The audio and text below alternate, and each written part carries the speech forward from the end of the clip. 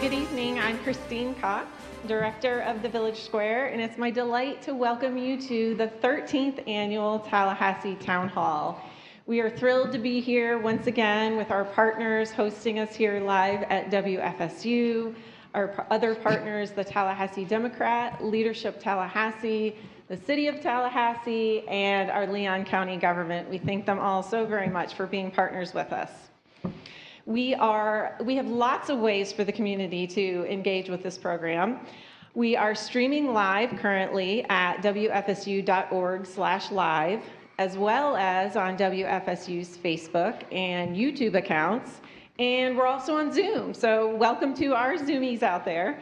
And WFSU 88.9 FM will broadcast tonight's 1-hour program this Friday, that's tomorrow, May 2nd at 7 p.m. And the program will be televised at WFSU TV on May 3rd, this Saturday at 4 p.m. And finally, the program remains forever and ever out there online on the Village Square's website at tlh.villagesquare.us. We are also deeply grateful to a generous sponsor of tonight's program, MedAffinity. It's now my pleasure to introduce to you tonight our esteemed panel, who is seated in reverse alphabetical order from left to right. Diane Williams-Cox, Tallahassee's Mayor Pro Tem and City Commissioner for Seat 5. Brian Welch, Chair of the County Commission and holds District Seat 4. Curtis Richardson, City Commissioner for Seat 2. Bill Proctor, County Commissioner for District 1. David O'Keefe, County Commissioner for District 5. Rick Miner, County Commissioner for District 3. Jeremy Matlow, City Commissioner for Seat 3. And Carolyn Cummings, County Commissioner, who holds one of our at-large seats. You'll notice a sign there for Commissioner Caban, who may be able to join us, but is coming from another engagement, so you may see him pop in later. And he is County Commissioner for District 2. So now, before we move on to the discussion of the evening, an important word about the tone and framework for this evening. The Village Square's now 18-year-old mission is to build civic trust between people who don't look or think alike in American hometowns. We want to talk about broad ideas, big thinking, and to help us all stay on this path, as always, we'll be following and enforcing our rules for civil discourse during this program. All Village Square programs are forums for civil conversations. To us, this means no catcalls, whistles, yelling, team clapping, or other intentionally disruptive behavior is tolerated. For this, we have our civility bell. Thank you so much. The bell will be rung if behavior moves outside the realm of civility, signaling the need to refrain from such behavior. Only one ring allowed, so repeat offenders will be kindly asked to leave or escorted from the event. Signs and banners are also not allowed at these events. Audience questions are accepted during the designated Q&A portion of the program via written submission only. Pens and paper are provided for our folks in the room, and our live Zoom participants are invited to submit questions as well via the Q&A tool. And our moderator will do his very best to address as many questions as time permits during the final portion of the evening. And speaking of, at this time, it is my most esteemed honor to introduce our moderator, WFSU Public Media's Program Director for News, Tom Flanigan. Once again, take it away, Tom. Thank you, Christine. All right. Okay, let's start over here if we can. Thank you all for coming out. Really appreciate it. And to the esteemed members of our city and Board of County Commissioners, thank you guys for coming as well. As Christine already noted, we have a bunch of questions. So in order to expedite the situation so that we don't have one question going amongst 8 different people, it can get a little bit long-winded when we do that. How about I'll throw out a question and I'll try to make it as targeted to city or county as I possibly can. And if one member of each of those bodies could kind of be the designated answerer of said question. And you all can talk amongst yourselves if you want to do that. That's perfectly fine too. I want to make sure that the person who is the most up on a particular issue is the one who will actually be responding to it. And usually you guys know who that is on each of your bodies, so why don't we do that? We have several different categories of questions we're going to be running by you folks tonight. And the first one, appropriately enough, with just one more month to go before we kick off the 2025 Atlantic hurricane season, is natural disasters, of which we've had a number here in our community over the past 13 months or so. So let's start here. This past year, of course, new threats to Tallahassee. Who would have thought tornadoes and snow?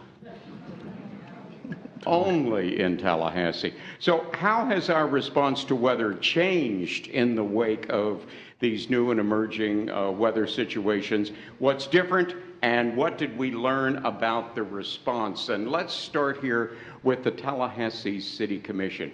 Who on the commission would like to handle that? What did we learn, and kind of what can we incorporate from that learning into our going forward situation? Well, Tom, I can tell you, we have learned quite a bit over the years that I've been on the commission and seen these extreme weather events that we've been experiencing. And what we've done as a city, of course, you know, we have the Emergency Response Center, but what we've done as a city is each year provide for our residents preparation activities at the Civic Center. I think we've got one coming up soon. And I also serve on the Tallahassee Lenders Consortium board. And there's also a preparation event that will be coming up on May 31st, I believe is the date for that. But that's what we try to do is encourage our residents, our property owners to be prepared in the event of those cases, putting your bucket together of those essential items that you'll need in the event of a rainstorm or tornado as we've had in the past. So that's been very different than what we've done in the years that I've served here on the commission. Okay, thank you, Commissioner Richardson. From the county perspective, Commissioner Minor. Thank you, Tom. I appreciate it. It's good to be here this evening. You know, we're very proud of our Leon County staff as it comes to emergency management. Unfortunately, we've had a lot of practice in Leon County with hurricanes Helene and Michael. Our emergency management staff is among the very best in the country. In fact, Kevin Peters, who runs our emergency management department, is nationally recognized for his work. In fact, Leon County has been named Hurricane Strong. That's a designation that I think we're the first county in the United States to earn.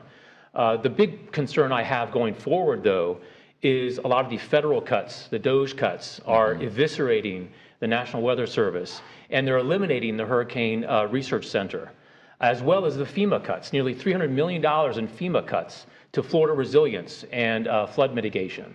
So we've done a great job here locally, both the city of Tallahassee and Leon County. If there's a hurricane, I'd much rather be in Leon County than other places around the state because we've got some of the best staff in the country. Unfortunately, though, the national cuts are going to affect us locally and throughout the entire state. With the hurricane season coming up, these cuts are, frankly, ill-advised, to put it mildly, but unfortunately, that's the situation we're dealing with. Thank you. All right, this is a perfect opportunity for a follow-up because I did have that question a little bit deeper into the listing here. So if we could hang with you for just a second, Commissioner Minor, on the county side, do you have any specific response plans or alternatives, plans B, C, D, E, F, if you will, to the anticipated cuts in FEMA funding, and what does that mean for Leon County? We'll circle back and get the city's position in a moment. Yeah, I mean, you know, our stance is just to see what happens at the federal level. I mean, as you all know, I mean, this changes hourly with what the federal government plans to do. Take a look at the tariff policy, for example. But related to this, I mean, we need to see whether these cuts that are being announced on Twitter and X are actually going to come to fruition. If they do, we have a network throughout the state where we will work together and deal with the cuts and make the best that we basically do the best that we can. But in the meantime, though, if you're concerned about these cuts, the best thing you can do to mitigate the problem is to contact our 2 senators and our congressmen here. Email them, call them constantly. Let them know how concerned you are about this, because Congress will eventually have to approve these cuts. And so it all depends on us as a community throughout the state and country reaching out to our people in Congress and asking them to be sensible about these cuts. Okay, FEMA cuts from the city's perspective. Oh, I'm sorry, Commissioner O'Keefe. Thank you so much. In addition to that, one thing we do at the county, like many other counties, is we have representatives that we hire at the federal and state level to lobby for funding and make sure that we fight cuts like this. And so we are doing that. We are not just relying on you to advocate. The other thing, too, is we have the benefit of a lot of what allows Leon County emergency operations to be the best in the area is the infrastructure, the buildings, and the facilities that we've built. So I think we are in a better position than others should we have this catastrophic funding cuts. Okay, City of Tallahassee, any takers on that? Yeah, Tom, it certainly is important that we be prepared for disasters like this, and funding is a very important part of that. But despite the fact of what's going on in Washington, we have to be concerned about our residents and guests right here in Tallahassee. And we've got some of the best emergency management response that you'll find anywhere amongst our police department, our fire department, our EMS personnel.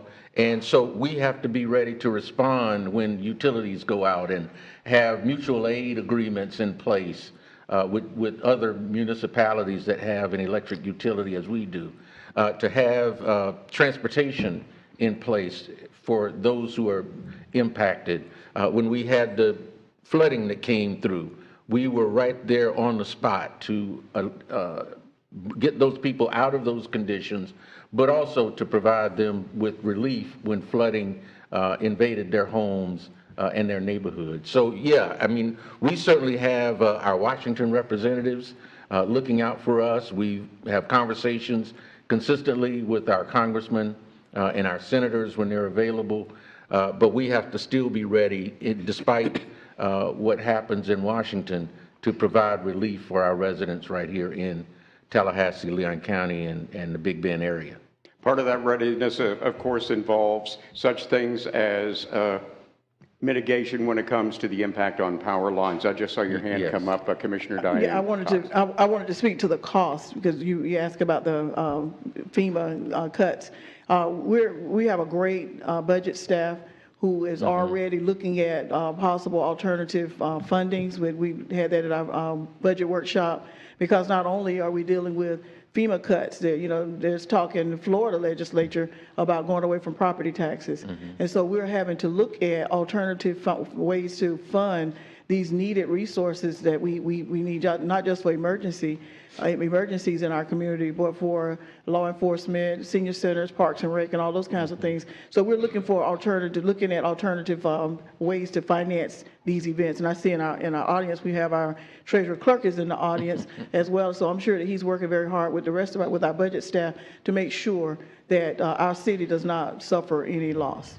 All right, at one point, again, before we move off of this particular topic, who could address the ongoing effort that just got underway within the past couple weeks here within the city of Tallahassee to cut way back on roadside shrubbery and trees to avoid problems with the power lines? Crews are out there every day right now. So how big is that effort, Commissioner? Tom, it's huge. And it's interesting because in the neighborhood where I live, there used to be a time when the wind would blow hard, our utilities would go out. We'd be in church service on a Sunday morning and the lights would go out. And what they told us, it was because of the squirrels who were in the trees and running along the power lines causing the electrical outlet outages. And so that was one of the things that prompted cutting back trees that hang over our utility lines, because when they fall on the utility lines, of course, it causes the power to be disrupted. So that's one of the things that prompted that effort. And now it's, of course, spread all over the city to try to get ahead of that so it doesn't happen as often or happen at all. Okay, Commissioner Matlow, go ahead. Thank you, Tom. And I think we have to be careful on that policy. We've had conversations at the city of what distance and what power lines should be cut over, because a lot of the times it feels more like clear cutting, where it kind of destroys the natural beauty of our neighborhood. So I think that there's a balance of where lines are most likely to come down. But I think just the carte blanche 12-foot rule away from the power lines has been detrimental to some areas. And I think the other part of that conversation we always have to have is how quickly can we underground the majority of the utilities in our area. Other communities have been able to do this. If we set it as a priority and push it hard, we can do it here too. All right, we're on to a next bit of business here that entails business, also development. And with what the Florida legislature has been going through as far as changing their approach to local comprehensive plans and growth management rules, et cetera, how much leeway right now, as things stand, which may change when lawmakers come back to Tallahassee, whenever that might be, how much leeway do cities and counties have when it comes to growth management and planning, given just the legislative restrictions of the past couple years? Here, let's start with Leon County. Commissioner O'Keefe? Yeah, it's there is still significant discretion when we create and amend our comprehensive plan, which we're in the process of doing now, as many people know and we want more people to know about, so we get continued input, so we build it the way we want it. You'll remember seeing development comes in and the neighbors have to come in and speak, and commissioners will say, listen, we have to follow the comp rules. We can't just override them. We still have the authority to make wide latitude decisions about what our community wants in those comp plans. Now, we'll continue to see preemptions and things like that, but I think it's important for us to let citizens know that this is the time that we get to decide how our community grows, not just every year when session comes around. Okay. For City of Tallahassee, Diane Williams-Cox. I agree with Commissioner O'Keefe that this is the season where we're working on our comp plan, but we are continuously under the auspices of what the Florida legislature will allow. We are making proposed changes, but those changes have to be approved, and we're seeing that our local discretion being eroded in many cases because of what the Florida legislature is doing. So we're doing our citizens to put forward recommendations, but realizing that those recommendations have to be approved at the state level. So we welcome the feedback, and we're in the process of doing that now. We welcome the feedback, but we must adhere to whatever the Florida legislature comes back with and either approves or not approve or preempt us from doing. Preemption, that seems to be a pretty, shall we say, a repeating topic around the legislature. Commissioner Richardson. Yeah, I was just going to mention, Tom, for those in the audience, either here in live or by social media, that the comprehensive plan is our blueprint for growth. So we can't just go out and willy-nilly grow here or approve development in a certain area. It has to meet the requirements of that comprehensive plan. And as my colleagues have mentioned, we are in the process now of making some amendments to that comprehensive plan so that we can properly accommodate growth in our community. It tells us where we can develop either commercially or where our residential development and how those will interface in certain areas of our city. Well, sadly, within the past year, Mother Nature did some redevelopment modifications of her own when it came to a little arts district in Tallahassee called Railroad Square, following the devastation of those May 10th tornadoes, a triple hit on Tallahassee into that area in particular. So now with the future of Railroad Square kind of hanging in the balance, the possibility of another entity coming in to take over that property and do some other things with it, what's the thoughts of city and county commissions when it comes to that particular area? Let's start with the city, Ms. Williams-Cox. Thank you. I think the city has been very clear on our position because that land is privately owned, and therefore we have to follow our own rules about privately owned land. And if if it is indeed for a good public reason. And so we have, through CRA, and it hasn't come before the city yet, but through CRA, we have determined that at this time, not to invest in purchasing that, but to work with the citizens who own businesses there to help them find private financing to be able to do that, to be able to either purchase or rehab. Any other ideas from the county side of the thing? And if not, we'll go to, go ahead, Commissioner Minor. Oh, yeah, thanks. Well, you know, the county commissioners don't have a vote on what happens to Railroad Square. I mean, the Railroad Square properties within the CRA, which is basically comprised of the mayor and the city commissioners. Nevertheless, I was working very closely with the artists and some of the tenants of Railroad Square to try to formulate the vision of what that art district could be. Most cities that are thriving in the United States have some kind of place like an art district where people can go, where they can bring their families and engage with the art community. We don't really have that in Tallahassee. This was an opportunity for us to get that. I don't know what the future holds. I know that a lot of the arts community here is actively working on trying to put together the next step, whether it's Railroad Square or somewhere else. But respectfully, I disagree with my city commissioner colleagues in that this was an opportunity, I thought, to basically embrace that property and develop that into something that could be something we could all be proud of. And it's surrounded by student housing. It's a perfect location for that type of area for cultivating our arts and culture in Tallahassee. Okay, I saw a hand down there, Commissioner Matlow and then Commissioner Cummings, okay? Thank you, Tom.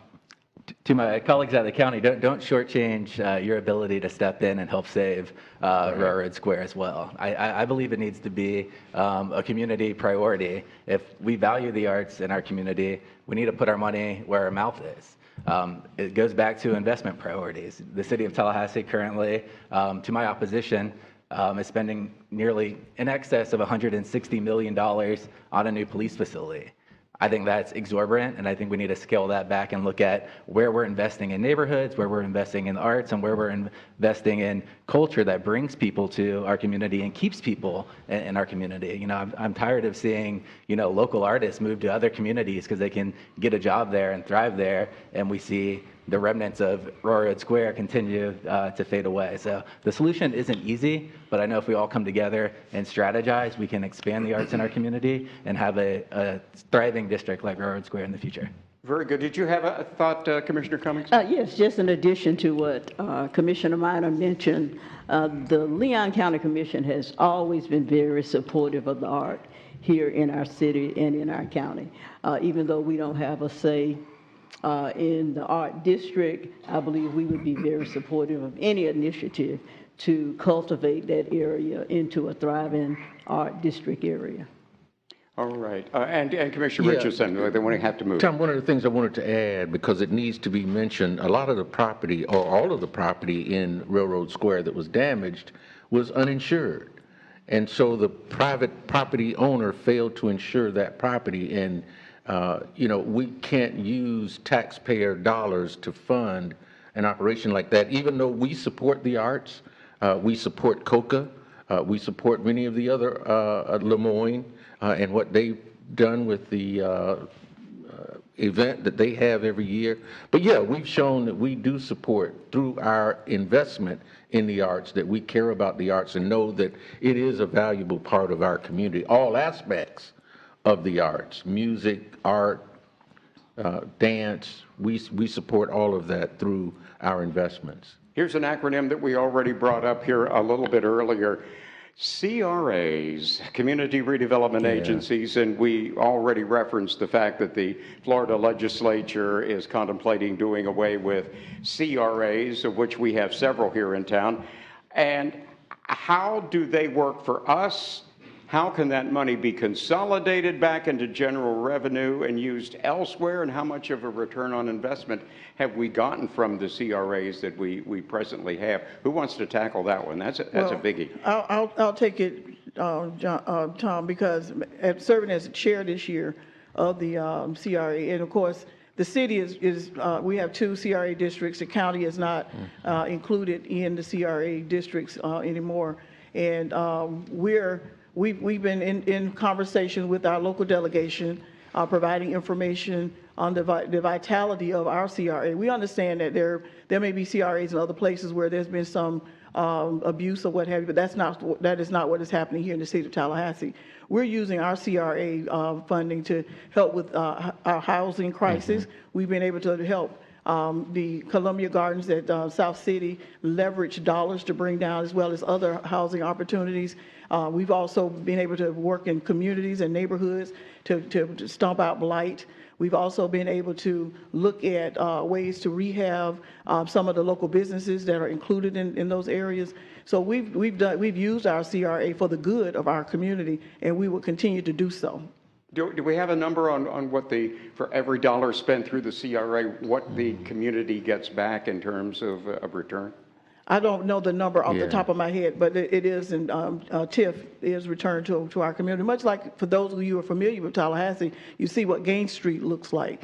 That was handled through CRA back, in a previous iteration.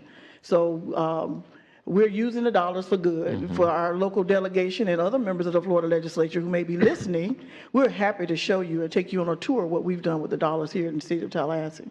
Yeah, and Tom, from what I understand, much of the opposition to the CRAs is coming from one of 2 areas where there have been some problems with their CNA. But ours has been CRA, I'm sorry, but ours has been extremely successful. We have identified 5 predominantly African-American communities throughout the city of Tallahassee and have funded 4 are funded through the CRA. The other is funded through city general revenue.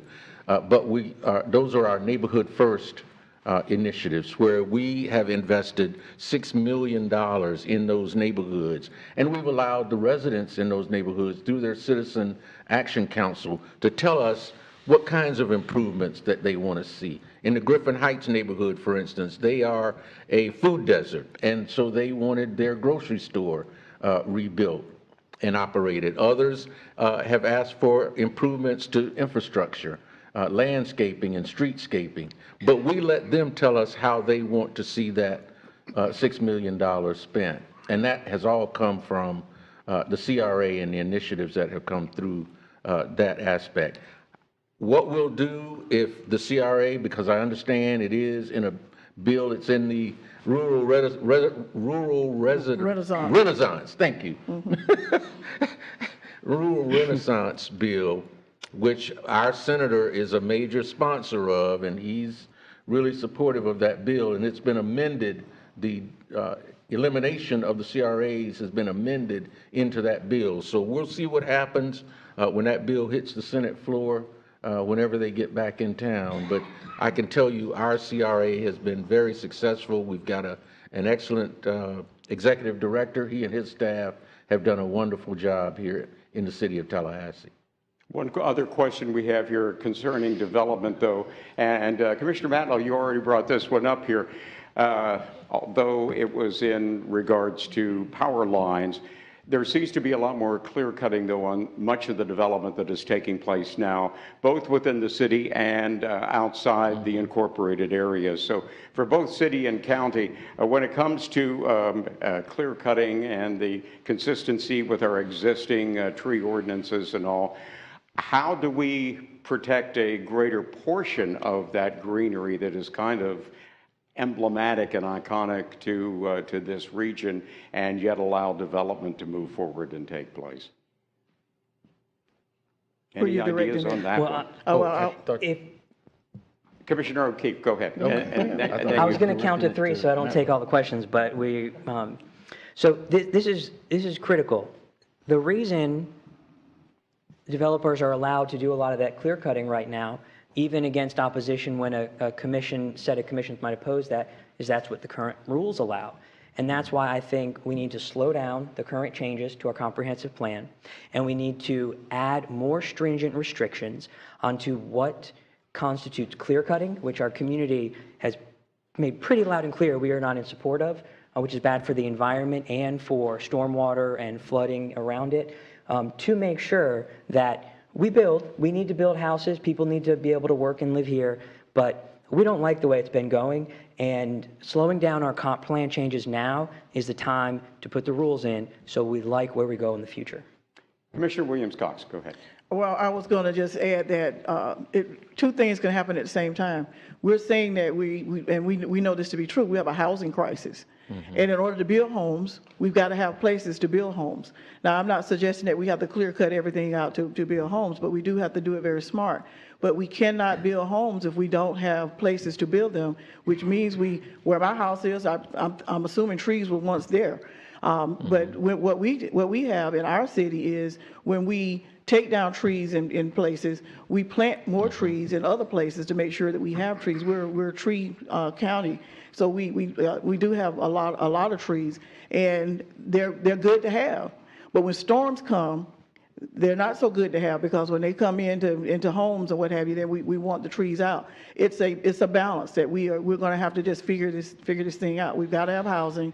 But I'm not saying that we need to clear cut land, but we also have to respect the private rights of individuals who own this private property that they're developing on. Go ahead, Commissioner Welch. Thank you, Tom. And I think I set a record for going the longest without saying anything in one of these town halls. Thank you for giving me a chance, everybody. You know, Tom, I think contrary to Commissioner O'Keefe's point, I don't think our rules allow us to clear cut trees. I think our rules are very strong when it comes to preserving our tree canopy and making sure that builders mitigate for tree loss and things like that. I think a lot of times when you see a clear cut property, those are done under state agricultural permits, because those properties are often zoned agricultural before they go into a PUD or into the development or permitting process. So there's literally nothing we can do about state agricultural permits on properties that are full of harvestable trees. And so I think Commissioner Williams-Cox's point is well taken, in that I think we do a very good job of permitting in Leon County. I wrote an opinion piece about this a few weeks ago. I think that most people around the state would tell you we have one of the most rigorous permitting processes of any county in the state. We do a very good job of it. I think that, in fact, we do such a good job of it that might be inviting some of the preemptions that we see from the state, who clearly have a motivation to promote more development, whether it's here or around the state. And so I think there's a balancing act. It's a measurement. It's a measured approach. We have to be honest about the reality is that we don't permit clear cutting of forests to build houses, but we do have to build houses. And oftentimes those processes are multiple year-long processes in which the original clearing of that land is done under agricultural permits that are not local permits. Okay, quickly. Yeah, and Tom, very quickly, I just want to bring to everybody's attention, for the past several years, we have been named a Tree City USA. And that is because of our protection of our trees here in the city of Tallahassee. Public safety. City has reported that crime is down. And do you think in the feedback that you get from folks that citizens are feeling better about the issue right now? And one resident goes on to ask what you would do this year to protect citizens from gun violence, which continues to be a problem. Who wants to handle that? Well, Tom, I can tell you, my family has been personally impacted by that. We had a young 16-year-old that was killed on the church grounds, which is just yards from our house. It turned out the perpetrator was a 17-year-old neighbor of ours. And so that kind of gun violence has been personal for me. I've experienced it personally. The kid that was killed was a friend of my daughter, who was in high school at the time here in town. And so we've done everything that we can, and I'm sure there's more that can be done to address this issue. I was just talking to the city manager today about that. We've seen in the past year a 20% reduction in violent crime in our community. We've invested in our young people through programs like Tempo, our Tallahassee Future Leaders Academy, and others. You know, we made the tough decision to increase property taxes and invested in our police department to hire additional police officers to give them the technology that they need in order to solve crimes that are occurring in our community and to give them a raise to keep them competitive with the state and other local law enforcement agencies. So we're looking at possibly as much as a 40% reduction in that crime. And Tom, I'll add and stop there. What we found is that 53% of the violent crimes that are committed in this community were committed by guns taken or stolen from unlocked cars. And so we've got a marketing program through the Tallahassee Urban League to encourage people to, if you're going to leave your gun in your car, make sure that it's unloaded and the car is locked, or take it in the house where, you know, it probably should be anyway. But those are some of the things that we've done to address the violent crime issue in our community, and it's working. Okay, Commissioner Welch. Tom, thank you. And just from the county's perspective, I think when we were here 4 years ago, we were having a much different conversation. I think we have to acknowledge that the efforts that we've made as local elected officials and as communities and nonprofits in our faith-based community have had a positive impact on our violent crime rates. We created a real-time crime center. We've invested hundreds of thousands, if not millions of dollars in that, as well as increasing the salaries of our law enforcement officers, adding to the numbers of our TPD. The city's Tempo program and their Future Leaders Academy has always been great and has continued to be effective. And so I think between our law enforcement investment in those issues, our great sheriff's office, our Anatomy of a Homicide project, all those things that have happened as we've come out of COVID since 2020, when we saw huge spikes in these problems, have resulted in improvements. So I think we have to acknowledge that. And then secondarily, it's a problem that you're never going to ultimately solve. You just have to do the best you can to reach as many people as you can, again, through education programs to keep guns out of the hands of folks who want to do bad things, and also just lift up your community. Well, go ahead, Commissioner Minor. Thanks, Tom. Through the efforts of our law enforcement, crime has been coming down, and the numbers bear this out. In 2024, we had 24 murders in Tallahassee. That's an 11% decrease, which shows some improvement. We're making some improvement over a few years ago when, as Commissioner Welch said, we were in much worse shape. Even better news, though, is that TPD has a 94.7 clearance rate when it comes to homicides. What that means is that the investigations lead to arrests in 94.7% of the cases. So I just want to give a shout out and kudos to TPD's homicide unit for doing an incredible job on a clearance rate. The national clearance rate is about 57%. So that shows you how well Tallahassee Police Department is doing when it comes to closing these cases. Sheriff McNeil says that about 40 to 50% of the crimes that are committed in Leon County are involving some type of out-of-town people. Unfortunately, because of Tallahassee running alongside I-10, we become a magnet for gun trafficking and drug trafficking. Fortunately, though, our law enforcement know this, and they are taking steps and using the strategy to account for that type of crime that comes into our community. Next, I want to make sure here, just a second, folks. We have a couple of pretty controversial and contentious issues. I have a feeling there's going to be more than one response on these, so I want to give a little bit of extra time. What are the county commission and city plans in dealing with demands and requests by ICE? Are you satisfied with the current agreements that are in place by local law enforcement and the DeSantis administration? And were the signed agreements to participate optional, or how much force or compulsion do you think was involved there? Commissioner Williams-Cox. Thank you. I know that this is a very controversial issue. And while we are a very inclusive community, we also have to take in consideration the climate of our governor, our governor and our legislature, where we stand. And as much as we would probably want to do something differently, we are really, the decision lies with the chief of police and the city manager. And the decision has been made that they would comply with the governor's order. And we later learned from our legal, our city attorney's office, that we must comply with the governor's order.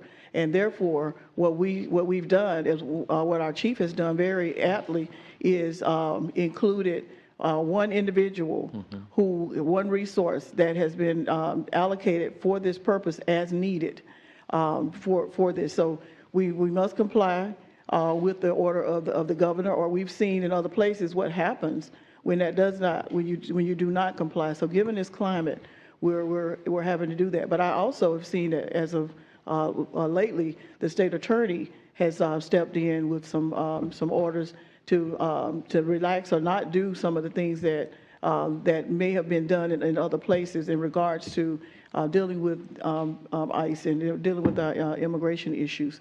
So we must comply with the law of the land, and that's what we've been doing. Okay, well, let's get to Leon County before we get back to you, Commissioner Richardson. Leon County, Commissioner O'Keefe. I'll jump in on this. In a trade, though, I'm coming back to gun violence. We can't leave that alone. So I want to be real clear here. We know, and we need you to know, that we are not part of immigration enforcement law. But that doesn't mean that we have to use our resources or shouldn't try to prevent our resources being used for things that don't match with our values. We have a duty to speak up when basic fairness is being ignored. Just in the last month, we've had U.S. citizen born in Georgia arrested and detained. We have seen across the country people not given their due process.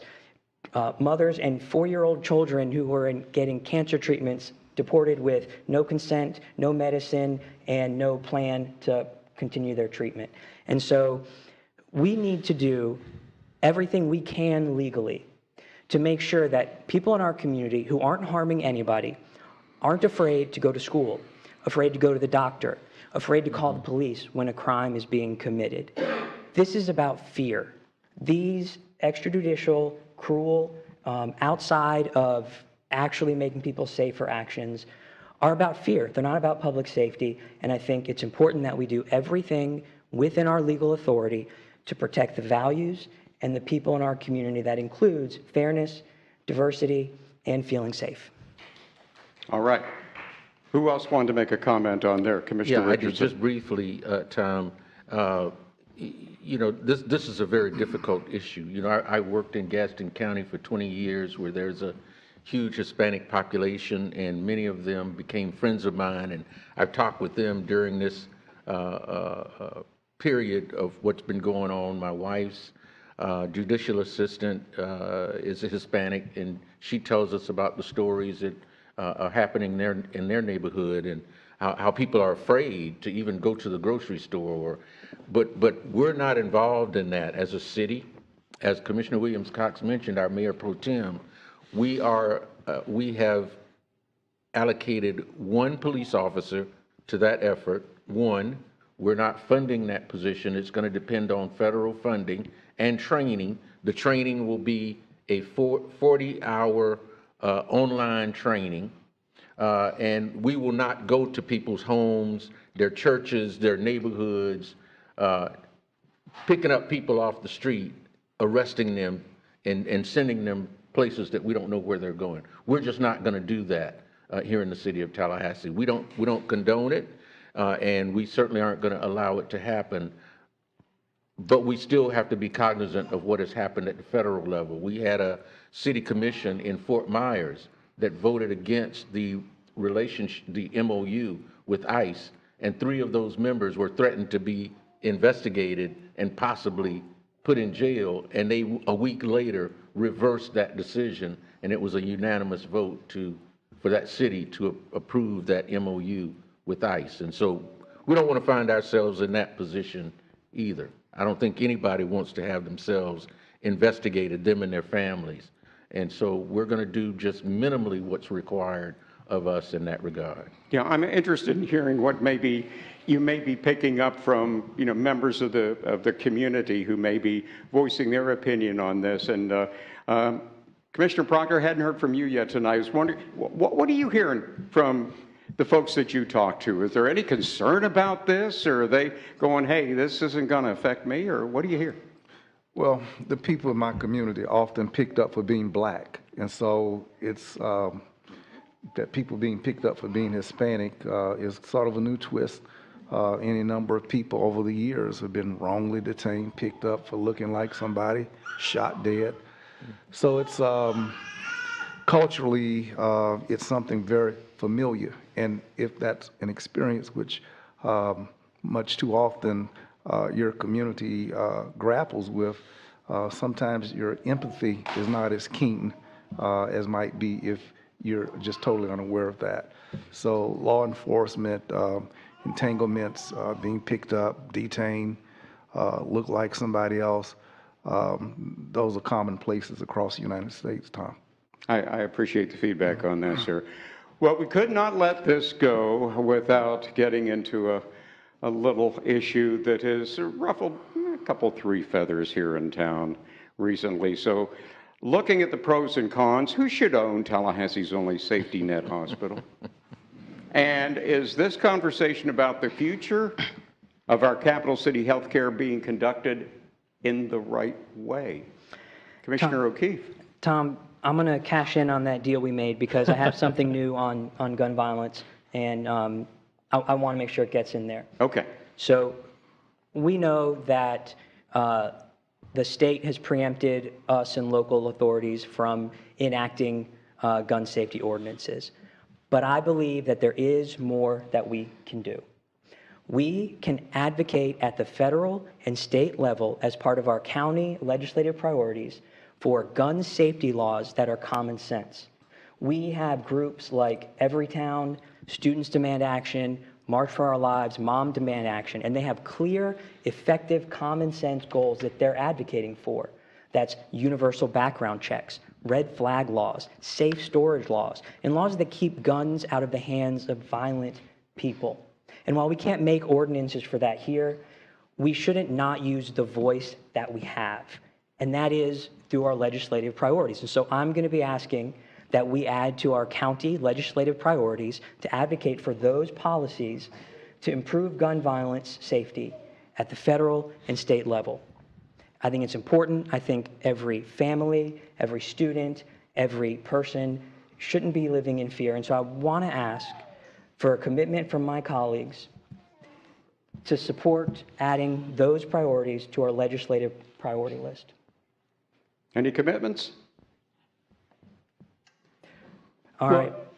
I'd like to see the details, but I certainly support that in spirit. And Okay. it makes a lot of sense. The way you described it sounds like the kind of thing that not only Leon County and Tallahassee need, but the nation. So I would support that. Okay, right. we'll circle back to the hospital here in a sec. Folks, we're coming up on the portion of the program where we need to hear from you and see what kind of questions are on your mind and what concerns you would like to share with our esteemed elected officials. So please make sure that you have those put together. We'll collect those and leverage that into the rest of the conversation for the final half hour. Commissioner Matlow, you wanted to talk hospital stuff. Go right ahead, sir.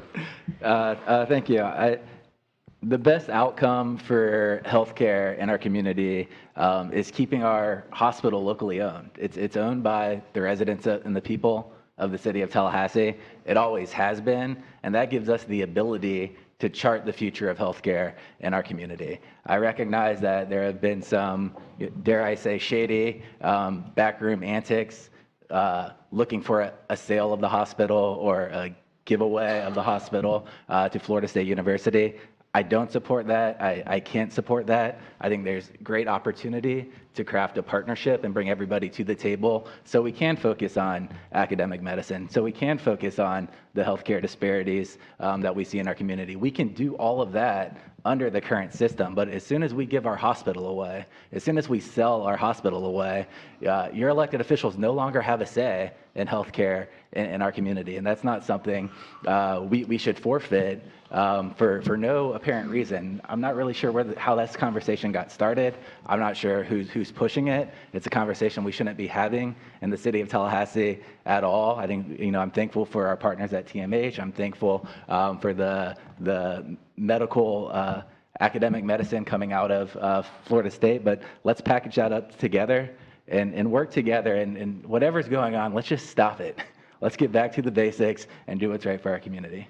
Yeah, there was something that was brought up. I think it was by Mark O'Brien at a recent community forum. He talked about the situation with Tampa General Hospital and the University of South Florida. It is like a partnership, a consortium. There still is community input and control with a board of governance that is community-based. Is that something that might work here, or Commissioner Diane Williams? I am going to repeat what I was quoted in saying in the Tallahassee Democrat. It is not in my wheelhouse to be an expert in healthcare, but this is what I do know, that we need to have high-quality healthcare in our community for anyone, whether they can afford it or not. I have personally been invested in Tallahassee Memorial Hospital, as I've said many times. My husband retired from the hospital. His mother worked there. His brother worked there. Our children worked there. Our grandchildren worked there. However, when my husband needed a liver transplant, we had to go somewhere else. My chief of staff needed cancer treatment. We had to go somewhere else. So what I want is to not to have to go somewhere else. I want it to happen here in Tallahassee, high quality care. I don't care who does it, the best fit for our community. And when you have an asset, you should always be looking at how to leverage that asset to the best of the ability for those in the community who own it. We don't have these conversations about whether to sell a bank or not because we wanted to stay the way it was in 1979. We allow those decisions to be made. So I'm counting on the city representative, the Tallahassee Memorial Hospital representative, and the Florida State representative, the FAMU representative, and a Tallahassee State College representative to come together and decide and propose a solution that will provide us with top quality care right here in our city. Okay, Commissioner Richardson. Thank you, Tom. Just a little from a historical perspective, the city started the hospital realizing that we needed health care in this area in 1949. In 1979, an MOU was signed with what is now Tallahassee Memorial Hospital, TMH, to operate that hospital. So the city of Tallahassee still owns the hospital, the land, the buildings, the equipment. We have nothing to do with the day-to-day operation of that facility. So the city is not in healthcare. The only thing we do is approve recommendations for seats on their board of directors, which is our local people serving on that board. There has been absolutely zero discussion of selling TMH. We don't know where that came from. It got out there. It has never come before the city commission that we entertain the notion of selling TMH or the hospital. But what we do want, as our Mayor Pro Tem has said, is for those who are responsible for providing health care in this community to provide the top quality health care that our residents and guests require, and that it be there for individuals who are uninsured or cannot afford insurance for health care. And that is a number of our residents and guests right here in the city of Tallahassee.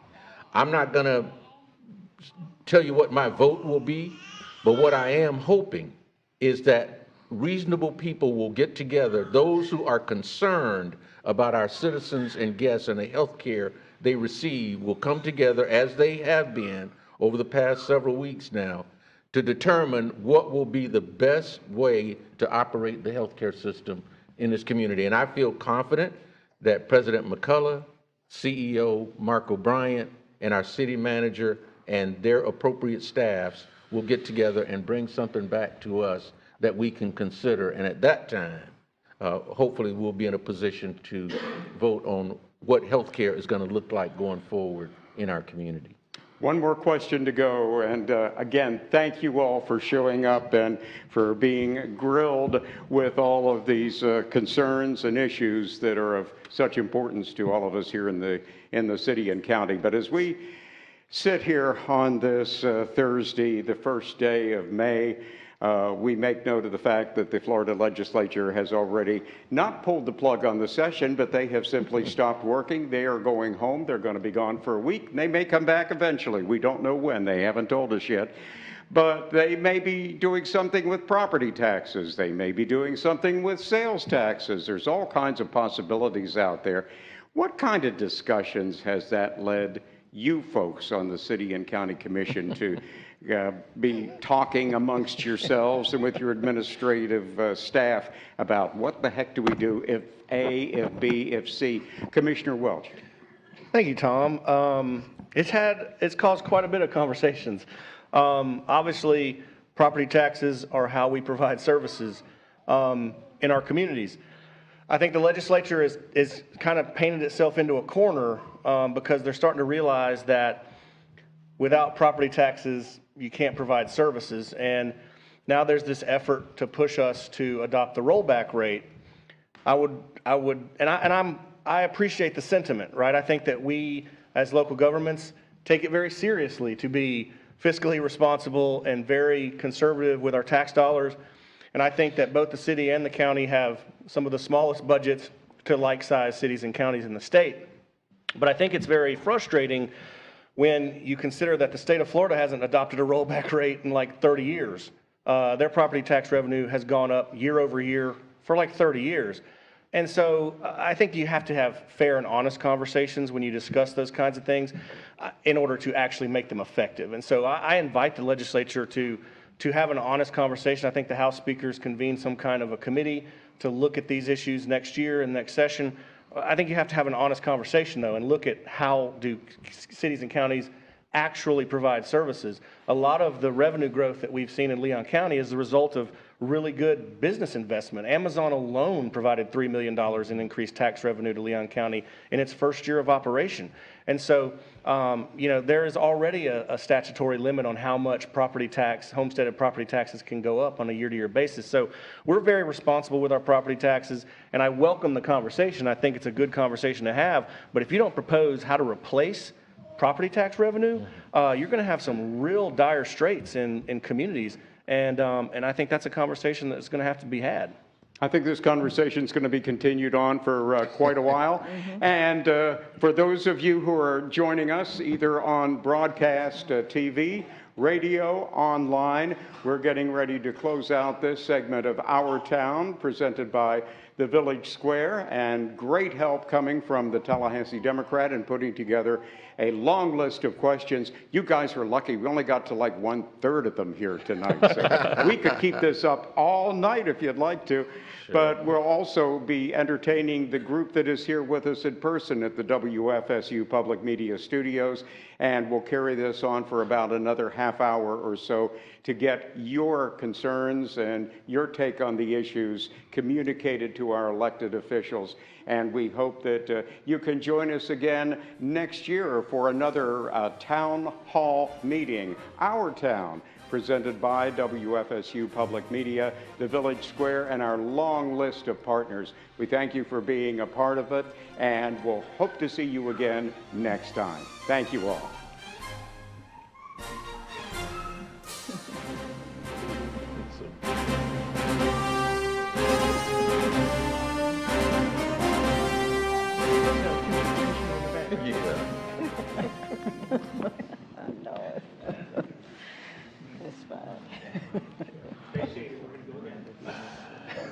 We got a future commissioner in the back. You hear him?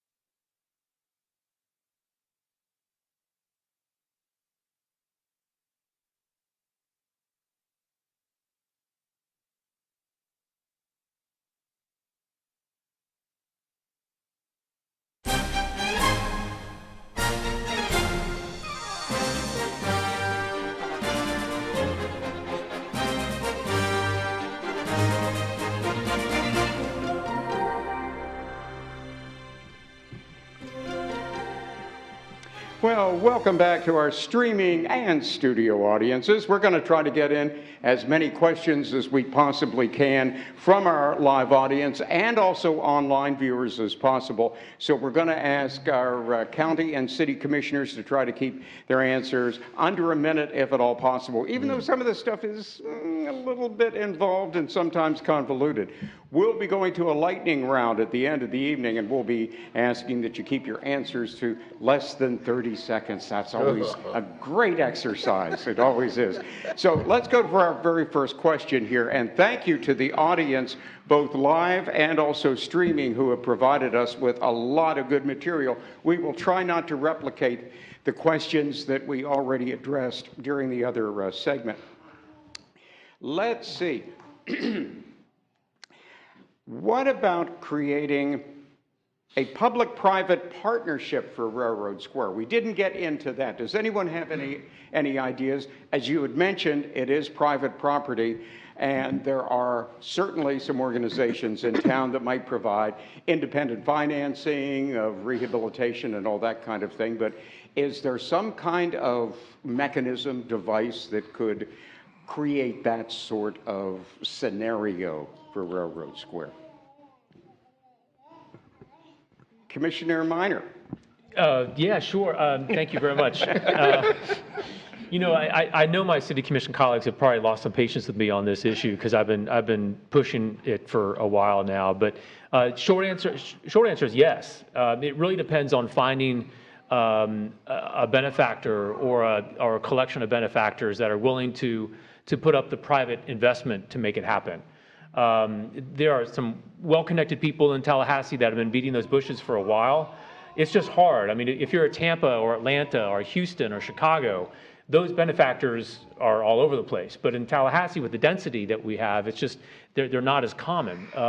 But for anybody out there that might know that have a rich uncle that has an interest in the arts, please call the CRA, call one of the city commissioners and ask for them, because we really do need to find one of those big benefactors or a coalition of benefactors to realize the real vision that Railroad Square could be. That place is perfect for cultivating a thriving arts and culture district. We just need to have the vision and the funding. A large part of it needs to be private funding to make it happen. Okay, Commissioner Matlow, I saw you nodding your head right there.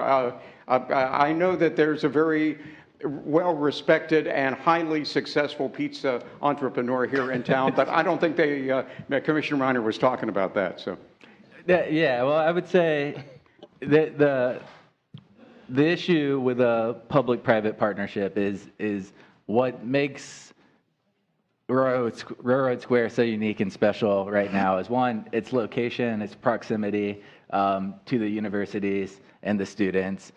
Frankly, the age of the warehouses. It was mentioned earlier that they're uninsured. So it's the largest area where there's actually art space that's actually affordable for people to rent. And the market rates for property all over that area have been skyrocketing. So there's not likely to be a private sector solution to come in, because the private sector will always be profit motivated. And you're not going to see maintaining what makes Railroad Square special. That's the issue we're facing right now with the current owner not being able to maintain it as it is and make the numbers work. So it will take a large public investment to maintain that, whether it's in Railroad Square or another part of our community. It goes back to how much are we investing in the arts, how much do we want to cultivate the arts, and are we acknowledging the return we get from the arts, but both on the economic basis, but also just on public health, well-being, and enjoyment of life. I think we need to factor that all into the conversation. Okay, one of our online folks has a follow-up on a question that we addressed during the other session here. Would you be in favor of hosting public workshops to address critical comprehensive plan issues and bring that part of the conversation into that overall process? I know they're open meetings and all, but still, maybe having more accessibility for citizens to come in and say, hey, have you thought of this, or would you like to try that, or what's allowable under the law? I submitted that question. That was me. I submitted that one. No, absolutely. Absolutely. Plant A. Commissioner Williams. To my knowledge, workshops have been have been taking place up until this point, and I don't see why we would go away from that now. So absolutely, I'm sure that workshops are still a viable resource for getting that information, but you don't have to always have a workshop. You can, we receive emails as well, and we've had conversations also, so we're open to all feedback.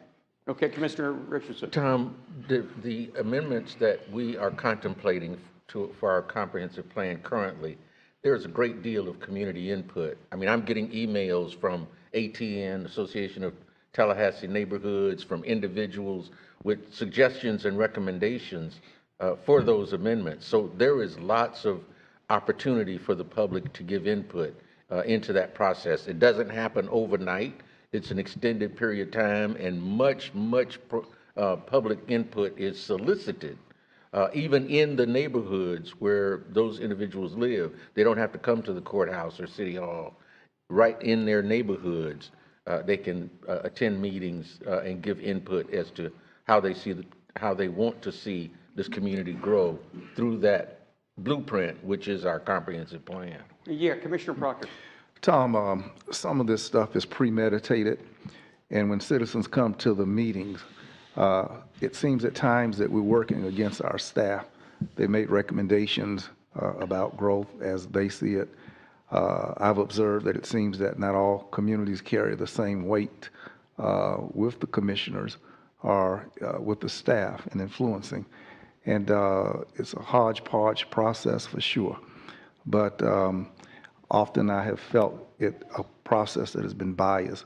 And I use the word premeditated because once our staff is, the train is going and the right people are behind an idea, us commissioners are, you can feel dumb that you're not on board with the direction that's in the appropriate, proper interests of our community.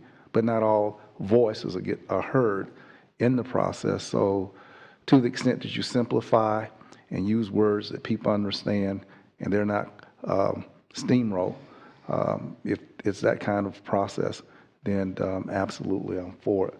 And others may feel different than me, but that's why all of us are here, for the differences of our thought. Okay, very good. What steps are being taken to encourage developers to consider the impacts of their operation or their development on the overall quality of life in nearby or adjacent areas?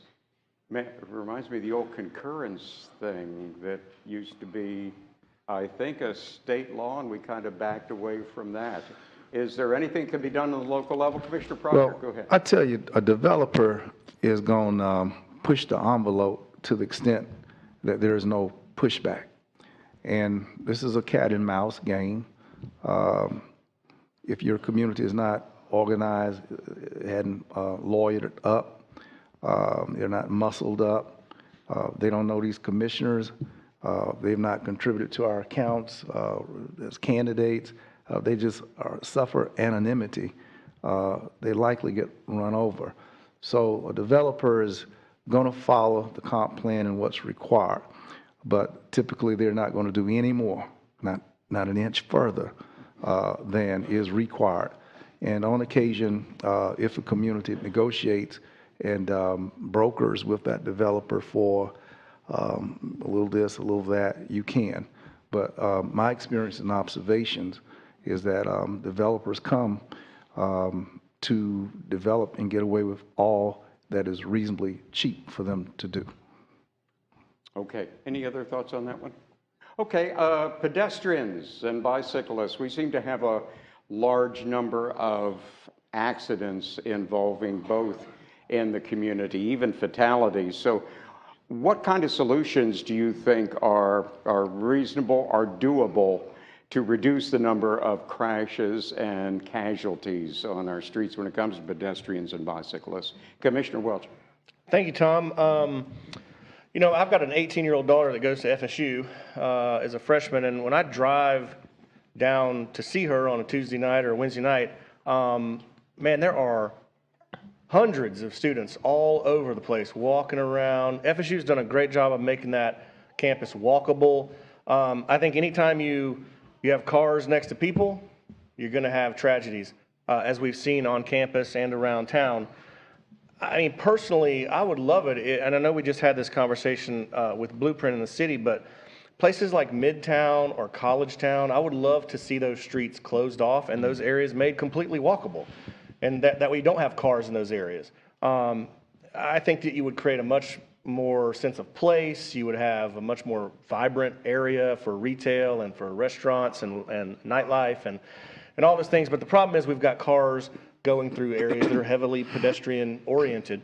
And so I think that's one solution. I think that both commissions have done a really good job mitigating to the extent they can, trying to slow people down in areas, trying to create enhanced crosswalks and things like that. So I think that we're doing as good a job as we can, although we continue to see tragedies, and I think a step in that direction would be creating some really cool, completely walkable spaces. Tom, I think that, we can get warm and fuzzy about the bicycles and all, but, people pay $50,000, $60,000 for a car and $3,000, $4,000 for a bicycle.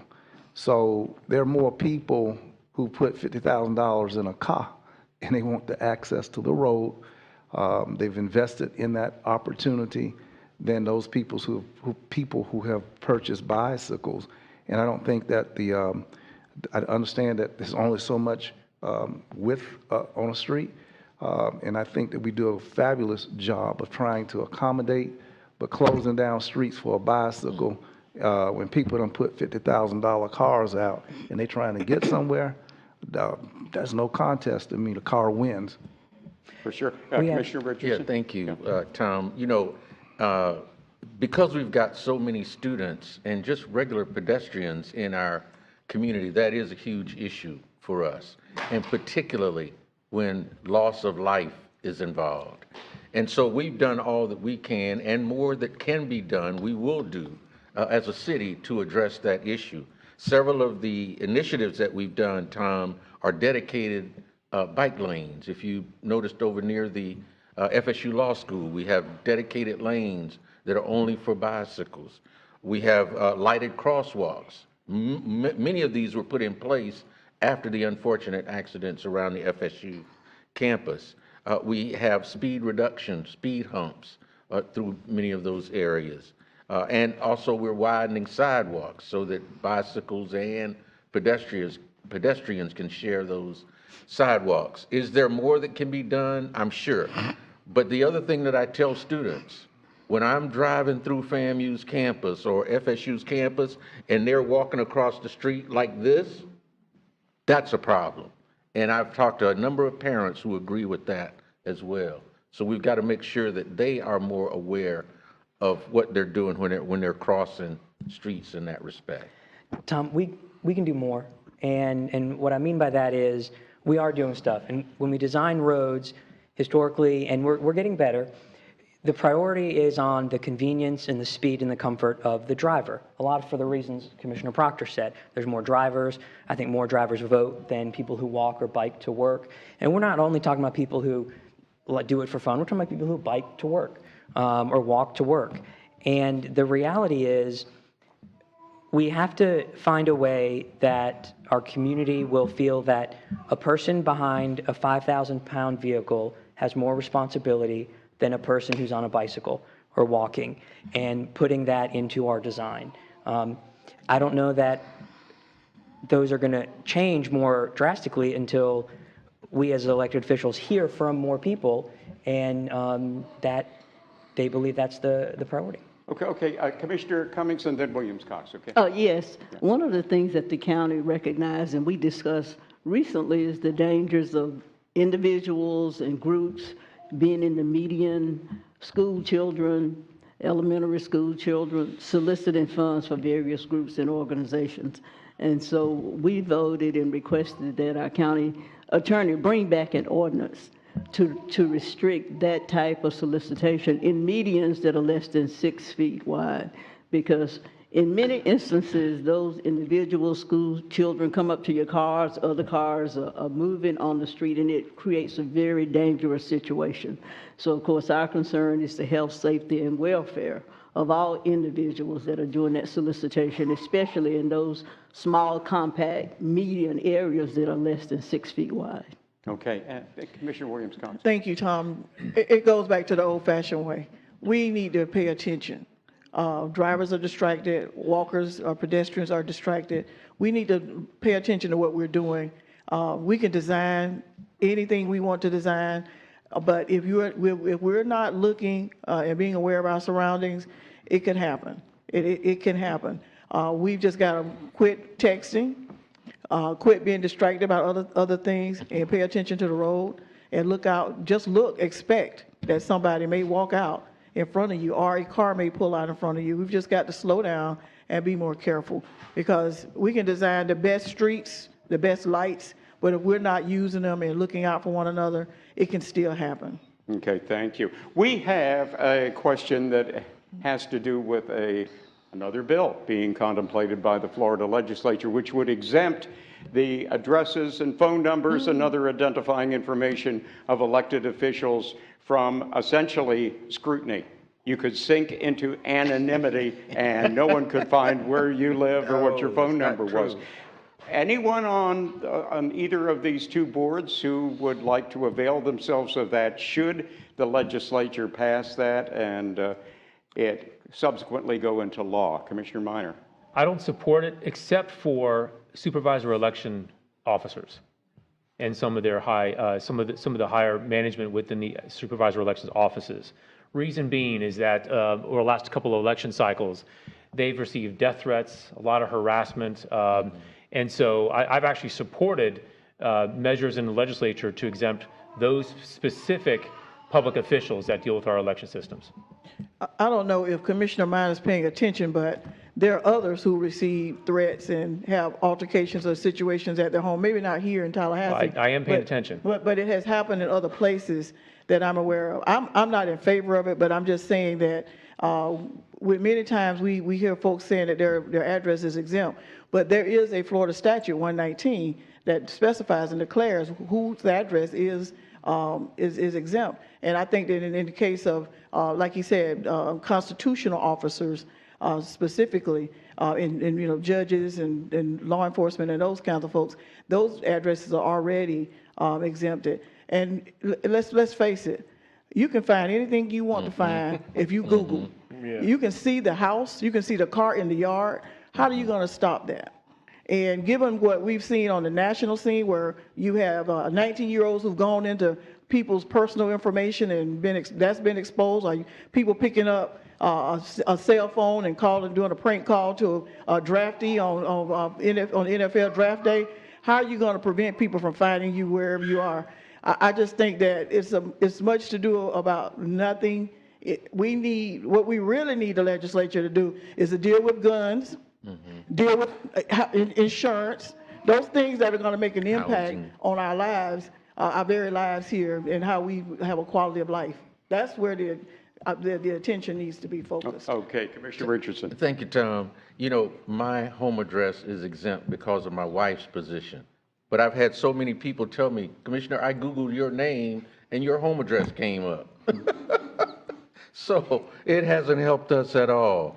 Thankfully, my wife was followed by one of the what do they call them? Citizens, what do they call them? Sovereign citizens? Sovereign citizens. Thank you, Commissioner. And fortunately, he didn't have our address, but he followed her home and knew where she lived through following her to our neighborhood, to our house. So I don't know if, exempting addresses really works to a great extent, but I can tell you in my case, it's not helped us at all. I will say threats are coming all over, and I don't know if this is a solution or not. We don't want anything to be abused to be sneaky about hiding things, but people get threats all the time. And it is, I hear from a lot of other colleagues and who have get varying degrees of threats. and you have to think, you see something said, and you forward it to the law enforcement and say, you think this is valid or not? And it's likely not, but it puts a chilling effect on people who want to do good and want to do public service to think, I don't want to have to deal with this. And so something has to be done about that. Okay. Commissioner Minor, I think this is for you. The the Monroe Street Corridor project. Can you give an update on that? Yeah, you know, it's funny because I go to Publix and other places around town, and for better or worse, the first question I get is, how's North Monroe doing? And so I'm going to sink or swim on North Monroe. Fortunately, though, we do have a lot of good things happening on North Monroe just this next calendar year. Thanks to Blueprint, my colleagues here at the table and I have supported Blueprint funding, as well as the Florida Department of Transportation is putting in additional improved medians, so you'll start to see those, as well as new sidewalks going from John Knox up to Lakeshore on the west side of North Monroe. So you'll see that. And the last couple of years, you've seen improved medians. Things are changing on North Monroe for the better. Also, later in the next few months, CRTPA, the Capital Regional Transportation Planning Agency, is going to be submitting another application, a reapplication for $21 million in safety improvement funding for North Monroe. We applied last year and didn't get it, but the city has applied a couple times on other projects and gets it the second time. If we get that money, we'll be able to improve safety improvements along North Monroe for improved intersections, sidewalks, better lighting, better signaling, which actually comes down to our pedestrian and bicycling safety issues too. So there's a lot going on, but in the next year, you're going to see some real tangible improvements to that corridor. All right, a question involves some comp plan amendments. Now, these are in support of such things as urban infill and increasing the density of existing neighborhoods. So what do you do about needed upgrades to streets and sidewalks, flood control? Gee, I hope we can continue to get flood insurance at some point. I hear that might be in jeopardy from the federal level. But how do you get those kinds of infrastructure needs into those neighborhoods as you increase the density and the carrying capacity of the areas? Mr. Matlow. Thank you, Tom. I think that should be priority number one of our city is our basic infrastructure in our existing neighborhoods. Too often we see revenues get diverted to subsidize new growth, like we're seeing in Welaunee and through a lot of Blueprint projects to the tunes of hundreds of millions of dollars, while existing neighborhoods might have road resurfacing needs or non-existent sidewalks already. So when you speak to increasing the density, that only adds burden to that aging infrastructure. So it needs to be a priority. But in the comp plan amendments, we also need to look to which neighborhoods we're trying to increase the density. A lot of neighborhoods are concerned of the commercial impacts being allowed to come into their neighborhood. And some neighborhoods, infill makes sense. Other neighborhoods, it doesn't make sense. And it will lead to drastic changes and skyrocketing costs in certain areas and those sorts of things. So I think we need to be looking at urban density with a scalpel approach and not a widespread, let's throw every neighborhood within the urban core kind of in the same bucket. Because while we want to see walkability, we want to see increased density, we need to be careful about the way we're doing it, or else we're not going to be able to afford it anyway. Okay, from the county's viewpoint, any resonance there that we need to address? Yeah, I mean, it's a lot of the same reasons, similar concerns. You know, the county, when we vote on this, the county is going to vote on the changes that impact the unincorporated area, the city for the most part. So there's proposed increased densities in areas, particularly in District 5, and we have heard loud and clear from neighbors that they're concerned about that. And so, what do you do about it? Is get the input now to say what you want to see and don't want to see. So right now it says, you know, some areas say, okay, in addition to single family, now you can do attached duplexes. And some in commercial. And so we've heard from neighbors say, whoa, what's this commercial thing? You know, all right, maybe we understand we need more middle missing townhome type thing, but not commercial. One thing that is proposed is neighborhood plans, more broadly than the 3 or 4 we have now, where it says in the proposal that if density is being increased in a area, a neighborhood plan has to be approved by the commission, not the development review committee. And so that's an important thing. If we need to use that tool for each neighborhood in District 5 to put your neighborhood plan in place, that needs to be approved before increased density can come next to you. Okay, one final. Tom, before you skip go off ahead, on Commissioner that, Proctor. the urban service area is a promise for a combination of things. And not everybody that lives in the existing urban service area have sewer, have street lights.